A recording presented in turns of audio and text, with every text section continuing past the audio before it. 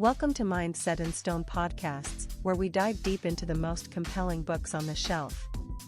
Join hosts Dave and Poppy as they uncover the stories, themes, and ideas that shape our understanding and inspire curiosity.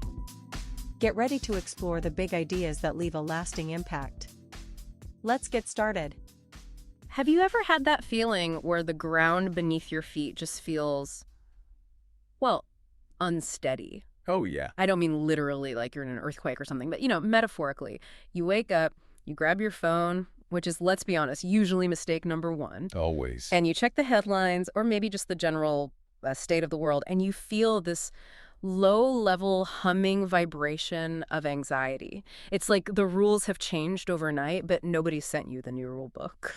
It is the defining feeling of the last few years, isn't it? I mean, we have all these words for it: stress, burnout, anxiety. Languishing. Languishing, exactly.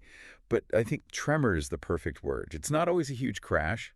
Sometimes it's just a shake, whether it's, the aftershocks of the pandemic or the political landscape, or it's just that little voice in your head asking, am I really capable of handling all this? Right. It's universal. We are all just trying to walk upright on a moving floor. And that image, walking upright on a moving floor, that is exactly where we are starting today.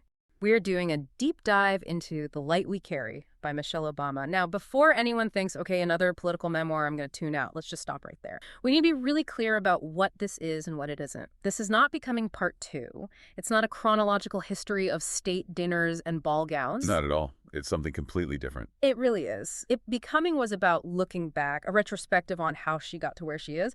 The Light We Carry is entirely about looking forward. Right.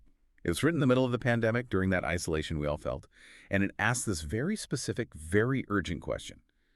And it applies to every single one of us, no matter what your politics are. When everything feels off balance, when the world feels scary and out of control, how do we stay upright? That's the core of it. How do we overcome when we feel overwhelmed? And what I love about this source is that she frames it as a toolbox. Yes. She's literally opening up her personal kit of habits and perspectives and practices, things she actually uses, and she's laying them out for us. It's so practical. It's not just hope. It's here is how you get through Tuesday. Exactly. And the distinction she makes right at the start is it's vital for this whole discussion. She talks about the difference between tools and armor. This is a concept we really need to spend some time on, because I think we confuse the two all the time. If we just toughen up, we're using a tool, but maybe we're just hiding. Right. I mean, in a battle, you want armor, don't you? You want the shield, you want the helmet. In a literal battle, sure. But in life, armor is it's heavy. Armor is what we wear to hide.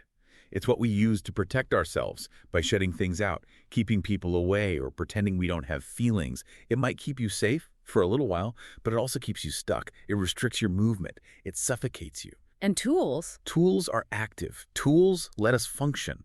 They let us work and build and keep moving forward even when the ground is rocky. Tools are about engagement. Armor is about avoidance. So let's crack open this toolbox. Because the first tool she discusses, and honestly, the metaphor that anchors the entire book, it comes from a really personal place. It starts with her father, Fraser Robinson, and his cane. This is such a powerful image to begin with. If you've read Becoming, her father had multiple sclerosis. But in this text, she really zooms in on the progression of that disease and, more importantly, how the family lived with it. This isn't just backstory. It's the central lesson. It's the details that ground it for me. She talks about how when she was little, maybe 4 or 5 years old, this cane just appeared in the house one day. Just showed up. Yeah. Slim, made of dark wood. And, to a kid, it's just an object, right? She describes playing with it, twirling it, hobbling around the living room like it's a prop. Like a toy. But for her dad, that was the first major concession to a body that was slowly turning on itself. And we should probably clarify what MS actually does, just to get the stakes here. Multiple sclerosis attacks the central nervous system. It basically strips the protective coating from your nerves. Think of it like a wire where the insulation is fraying. So the signals from the brain just don't get through properly. They get interrupted, it's inconsistent, it's degenerative, it's frightening. So you have this man, Fraser, a proud working-class guy, and his legs are just getting weaker and weaker by the day. And there's this visceral memory she shares that I think anyone who has watched a parent get sick or deal with mobility issues, you'll recognize it instantly. The sound of the fall. Yes. She calls it the thunderous sound. She describes it as shaking the whole apartment. Her dad would misjudge a step, a full-grown man hitting the floor. Hard. And the family reaction was just immediate panic, scramble. The illusion of safety is just gone. Everyone rushing to him, grabbing his glasses, grabbing the cane, trying to hoist him up. It's a moment of pure vulnerability. It's terrifying for a child to see that fear in a parent's eyes. But here is the critical insight. This is where the toolbox idea is born. How did Fraser Robinson treat that cane? That's the pivot. Because I think most of us, and definitely society at large, we look at a cane or a crutch or a wheelchair, and the immediate association is negative. It's weakness. We see disability, we see less than, we see something broken, we pity the person. Exactly. We see it as a symbol of what you can't do. He can't walk, so he needs a cane. But Michelle Obama challenges us to flip that completely. To her father, and eventually to the whole family, the cane wasn't a symbol of disability at all. It was a tool of utility. It wasn't about what he couldn't do. It was about what it enabled him to do. Yes. It was the thing that let him get to the car to go to work. It was the thing that let him climb the bleachers for his son Craig's basketball games. It was his ticket to participation. Right. And as the disease progressed, because MS is progressive, the tools had to evolve. When the cane wasn't enough, he moved to crutches. When crutches weren't enough, he used a motorized cart. Now, someone focused on armor or their ego might say, I'm not using a cart, that's embarrassing, I'll just stay home. That's a defense mechanism. Denial is a defense. Isolation is a defense. Refusing help is a defense. But Fraser didn't do that. He didn't say, oh, I need a cart, my life is over. He said, I need a cart so I can go do my job. He focused on the outcome, not the appearance. There's a line from the source that just defines it perfectly. Tools are different from and entirely more useful than defenses. Let's unpack that, because it applies to so much more than mobility aids. A defense protects your ego, but it limits your life. A tool might bruise your ego a little. I mean, Fraser probably don't love needing the cane, but it expands your life. It keeps you in the game. Precisely. It keeps you upright. And she applies this directly to our mental health. This is where the metaphor shifts to you, the listener. We all have things that make us feel wobbly. Maybe it's anxiety or shyness or just the weight of the news cycle. And our first instinct is to hide those things. We put up defenses. We armor up, we act tough, or we withdraw, we ghost our friends, we stop trying. We do. But she's arguing that we need to find our emotional equivalence of that cane. We need to identify what is the thing that helps me balance? What is the thing that, even if it looks a little weird to the outside world, allows me to show up and be present? Maybe your cane is therapy, or a strict morning routine, or leaving a party early to recharge. It's not a weakness. It's a tool that keeps you functioning. I love that framing. It takes the shame right out of needing support. It turns support into strategy. It changes the narrative from I am broken to I am equipped. Which transitions us perfectly to the next segment, because Michelle herself found a very specific and kind of surprising tool during the pandemic to manage her own mental wobble. And honestly, it's the last thing I would expected a former First Lady to be doing. You're talking about the knitting. I am talking about the knitting. Just picture this. It's 2020. The world is locking down. We're all scared, watching infection rates climb, and Michelle Obama is watching YouTube tutorials on how to purl. It's such a relatable image, isn't it? Even one of the most accomplished women in the world is sitting there with a ball of yarn, totally confused, pausing and rewinding a video. But look at the context she provides. She uses this to talk about the power of small. During the pandemic, and in modern life generally, we are just bombarded with big problems, massive monolithic problems, a global virus, systemic racism, climate change. Problems that feel impossible to solve by yourself. They're just too big. Right. And when you look at those problems, you feel small, helpless. She describes that feeling of doom scrolling, just taking in more and more bad news and feeling like nothing felt even remotely like enough. That feeling of not enoughness is paralyzing, isn't it? It triggers that freeze response. You just stop because moving feels pointless. So she orders these knitting needles, Yeah. never knitted before, gets some yarn, and she says something fascinating about what happens in her brain when she starts moving her hands. She says, "It buckled my churning brain into the back seat and allowed my hands to drive the car for a while." Buckled my churning brain into the back seat. What a great visual. Because the brain was definitely driving like a maniac at that point. For all of us. And it's neurologically sound, too. We know this from neuroscience. When you do a repetitive manual task knitting, chopping vegetables, doing a puzzle, you are shifting your cognitive load. You're giving your anxious, spinning prefrontal cortex a break and letting your motor cortex take over. It creates a flow state. It literally lowers cortisol. Okay, but I have to play devil's advocate here for a second. Isn't this just escapism? Like, the world is on fire and you're making a scarf. Is it about ignoring the problem? No, and she's very clear on that. Knitting is not a cure for COVID. It doesn't solve racism. But, and this is the key, it rests your brain so you have the stamina to face those things later. It's about preservation. She calls it laying the small alongside the big. It's this idea that you can care deeply about the state of the world and also really care about finishing this row of knitting. You don't have to choose. In fact, doing the small thing actually enables you to do the big thing. How so? Well, there's something about the process of casting on, starting, and binding off finishing. Right. A beginning and an end. In a chaotic world where nothing ever seems finished, the news cycle never ends, the fight for justice never ends, creating a small, finite object that is done gives you a sense of completion. It reminds you that you have agency. You can create something. It's a victory. A small victory, but a victory nonetheless. And when you feel defeated, you have to manufacture some victories. Exactly. And small victories add up. They remind your brain that your actions have results. So when the world feels too big, the answer isn't always to go bigger.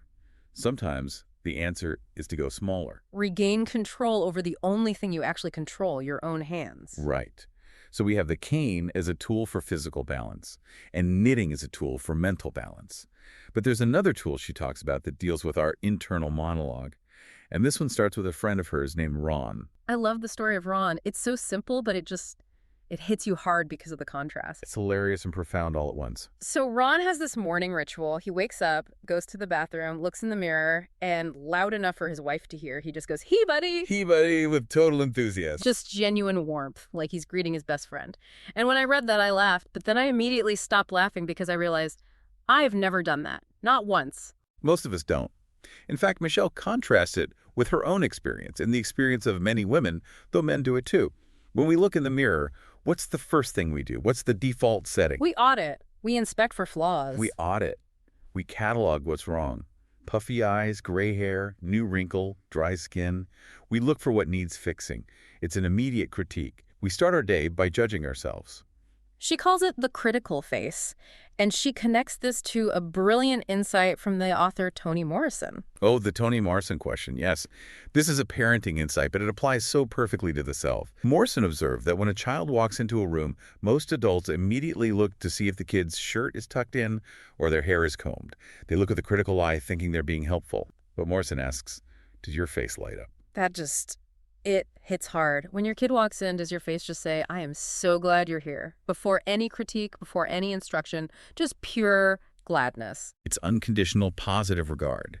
And Michelle Obama's realization was, we have to turn that lit-up face on ourselves. We treat ourselves with that same critical parent energy. And her argument is so simple. You cannot shame yourself into being a better person. You can't bully yourself into growth. You really can't. You might get compliance for a bit, but you won't get real growth. Real growth, she argues, begins with gladness. It begins with starting kind. So the tool here is to catch that first negative thought, that, ugh, look at your eyes, and just shove it aside. You have to interrupt the pattern. Push it back. You can't always stop the thought from popping up. That's just automatic programming. But you can stop it from taking over. You can refuse to engage with it, and then you replace it with the second thought, a kinder thought. Even if it's just, hey, you're here, you're trying, you made it through yesterday. It's about greeting yourself before you judge yourself. It sounds so simple, almost cheesy, but biologically, it changes your brain chemistry. It does. If you start your day with cortisol and self-loathing, you are draining your battery before you've even left the bathroom. You're telling your brain you're under attack. But if you start with a little self-acceptance, like Ron's "Hey, buddy," you're actually putting fuel in the tank for the day. Exactly. And speaking of challenges, a huge part of this book deals with that feeling of being an outsider, of being other, which brings us to visibility and what she calls the kitchen table. This is a pivot from the internal work, the mirror, the knitting, to the external work of navigating the world. And she writes so candidly about her experience as an only, being the only Black person in the room, the only woman, the only person from a working class background. She talks about arriving at Princeton in the 1980s. She's coming from the south side of Chicago, and suddenly she's on this campus with, Gothic architecture, surrounded by kids whose dads and granddads went there. They walked around like they owned the place because, in a way, they did. And she describes it as walking through a force field. She felt visible and invisible at the same time. Visible because she stood out, but invisible because nobody really saw her. They saw a stereotype. She references W.E.B. Du Bois' concept of double consciousness. It's this idea that marginalized people are always looking at themselves through the eyes of others. You're not just living your life, you're constantly monitoring how you're being perceived. Am I being too loud? Do they think I don't belong? It must be exhausting. It's a cognitive tax that other people just don't have to pay. If you're a white guy at Princeton and you fail a test, you're just a guy who failed a test. But for her, if she fails a test, she feels like she's proof that people like her don't belong there. Which brings up that defining moment, the story of the high school guidance counselor. Oh, the guidance counselor. This is such a common story, unfortunately. Right. Michelle Robinson, top of her class, ambitious, tells this counselor she wants to apply to Princeton. She's done the work, she has the grades, and the counselor just looks at her and says, "I'm not sure you're Princeton material." It's so dismissive, so casual. I'm not sure. It wasn't based on data, it was based on bias. And that could have crushed her. It crushes so many kids. But she used it. She flipped it. She said, "I'll show you." She turned the doubt into fuel. But, and this is a crucial but, you can't run on spite forever. Spite is a dirty fuel. It burns hot, but it burns you out. It leaves you bitter. I need a place to refuel, a place where you don't have to wear the armor, where you don't have to carry that double consciousness. And that is the kitchen table. Yes. For her, the kitchen table isn't furniture. It's a metaphor for her inner circle, her trusted friends. The ones who knew her before she was famous. Her barnacles, she calls them. The friends who stick to you no matter what. And the rule of the kitchen table is, you can be unarmored here. You don't have to be First Lady Michelle Obama. You can just be Michelle. You can vent. You can cry. You can be messy. It's about replenishment. But she makes a key distinction. This isn't just about hanging out. It's intentional. You have to audit your relationships. Who are the people who make you feel lighter? Who replenishes you? And on the flip side, who drains you? Who do you have to perform for? Those people don't get a seat at the kitchen table. You have to protect that space. Now, speaking of building strong foundations, we have to talk about her mom, Marion Robinson, because throughout the book, she's this quiet, stoic hero. Marion Robinson is the MVP of this book. Her parenting philosophy is just fascinating. And there's this great metaphor of the glass table. Yes. So Marion grew up in a house that had this delicate glass coffee table in the living room. It was an object of fear. She had to tiptoe around it. She couldn't play near it. The message being, the object is more important than the people. The appearance of the room is more important than the joy of the child. And Marion decided, when I have a house, there will be no glass tables. Exactly. Yeah. She raised Michelle and her brother Craig in a house where they are the most precious things. If furniture got scratched, it got scratched. And her parenting philosophy was summed up in this one incredible line.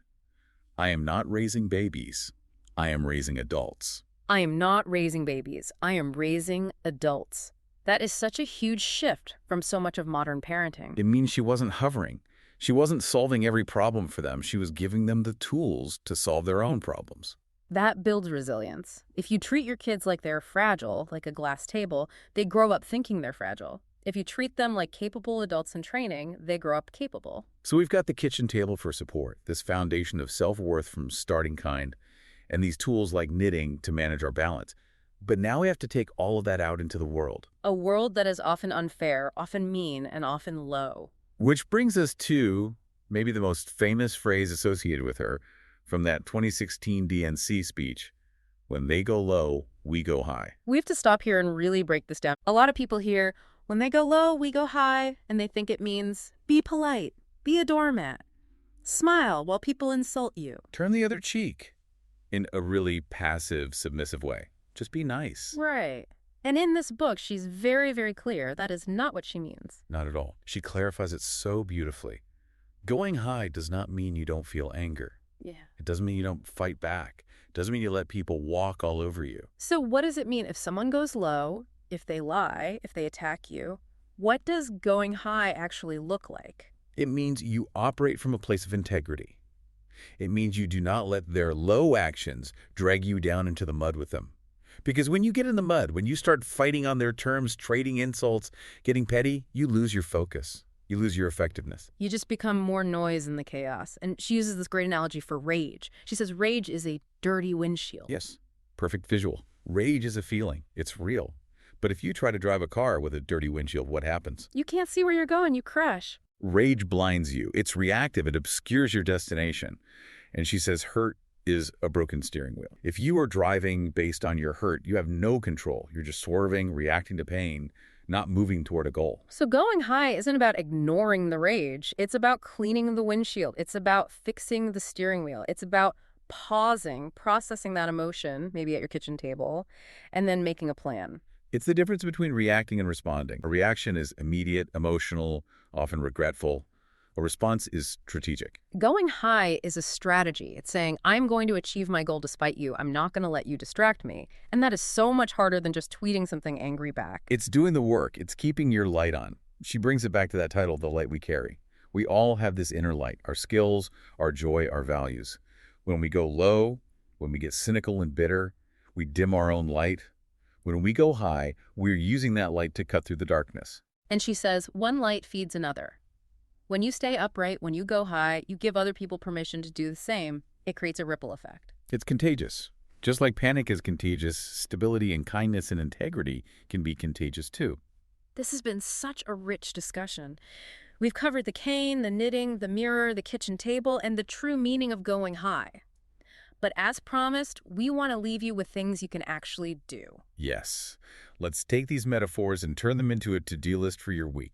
Let's synthesize the toolbox. Okay, takeaway number 1. Tomorrow morning when you walk into the bathroom, catch yourself. Before you look for flaws, look yourself in the eye and offer a greeting. You don't have to shout it, but offer a moment of gladness. Force that second, kinder thought to the front of the line. Takeaway number 2. Find your knitting. And just to be clear, this doesn't have to be actual yarn. Find a small, manual, repetitive task you can turn to when the world feels too big. Chopping vegetables for a soup. Weeding the garden. Shuffling a deck of cards. Something that lets your hands lead so your brain can rest. When you feel overwhelmed by the big, go small. Find a completion. Takeaway number 3. Audit your kitchen table. Look at the people you spend the most time with. Are they replenishing you or draining you? Are you armored up around them? Make a conscious effort this week to schedule time with the people who let you be your unarmored self. It is not a luxury. It is a maintenance requirement for your mental health. Takeaway number 4. The do I matter. Rewrite. This is for anyone who feels like an only or out of place. When you walk into a room and feel that doubt, you have to explicitly tell yourself, I am blank, and that is a good thing. I am quiet, and that is a good thing. I am different, and that is a good thing. Rewrite the narrative of difference into a narrative of strength in real time. Takeaway number 5, distinguish tools from armor. This is a self-reflection exercise. Look at your habits. Are you scrolling on your phone for 3 hours to hide from your feelings? That's armor. Are you taking a walk to clear your head? That's a tool.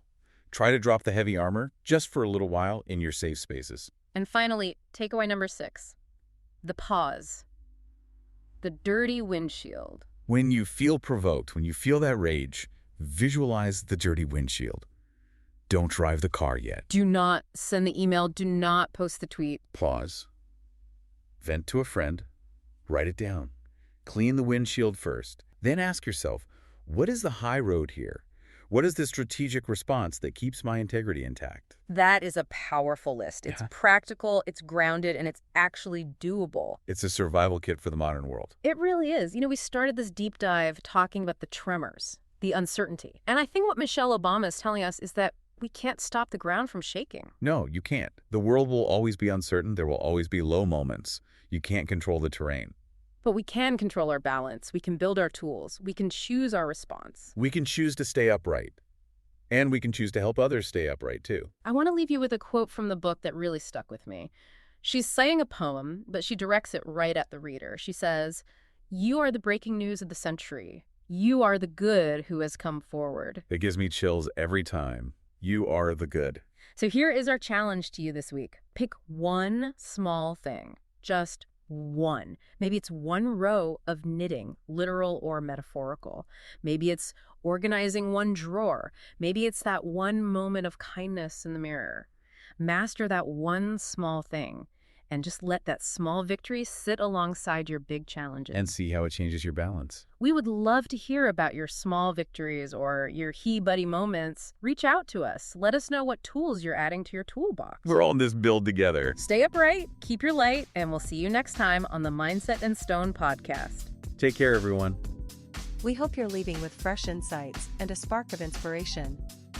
Remember to subscribe, leave a review, and check back for more episodes as we dive into new worlds of thought, one book at a time. Until then, keep your mind set in stone and your curiosity open. This has been a Big L Riz Media podcast, where big ideas meet lasting impressions.